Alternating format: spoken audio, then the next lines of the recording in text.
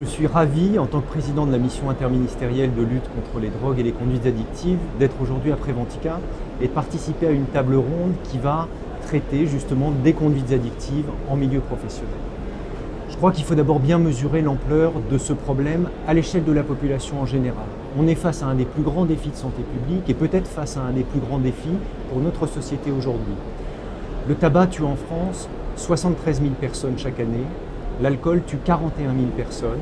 On a encore 13 millions de personnes, malgré quelques améliorations récentes, qui fument du tabac tous les jours. 5 millions de personnes consomment de l'alcool tous les jours et 700 000 consomment du cannabis.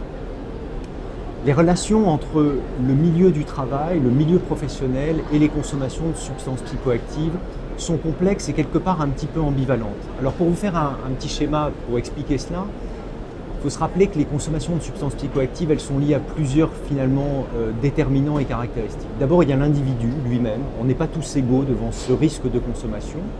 Ensuite, il y a le produit. Il y a des produits plus addictifs, plus addictogènes que d'autres. Le tabac est parmi les plus addictogènes. Et puis ensuite, il y a l'environnement professionnel, l'environnement familial, l'environnement scolaire pour les jeunes. Enfin bref, tout ce qui nous entoure qui a une influence. Sachez par exemple que si vous êtes élevé en tant qu'enfant dans une famille dont les parents fument, votre chance de devenir fumeur sera extrêmement importante. Eh bien, on a des relations pareilles qui se créent au sein des entreprises ou des administrations dans l'organisation professionnelle.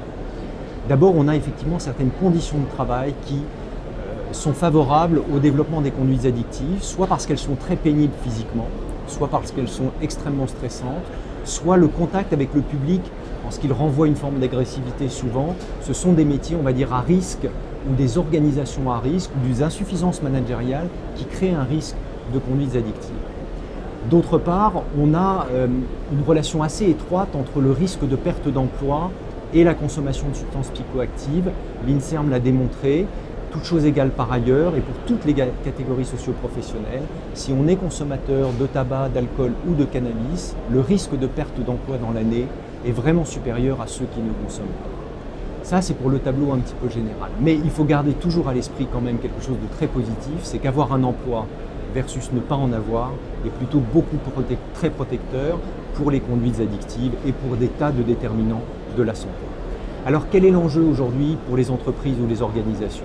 C'est essentiellement de passer d'une logique qui est aujourd'hui très centrée sur la problématique au niveau individuel, pour des raisons parfois extrêmement bonnes et importantes, des postes à sécurité ou autres, où on est dans une logique, on va dire, dépistage, prise en charge médicale, parfois sanction, pour passer à un véritable projet d'entreprise, pour briser une forme de tabou et oser aborder cette question comme on l'aborde sur le plan de l'égalité et de la diversité, comme on l'aborde aussi maintenant dans les organisations sur le plan du développement durable, et en faire un projet collectif, non pas porté simplement par les services de santé au travail, qui ont leur importance, mais porté par les dirigeants, les DRH, et associant tout le monde, notamment les organisations syndicales, pour se dire ensemble, on peut lutter contre ce fléau de santé et ce fléau de société.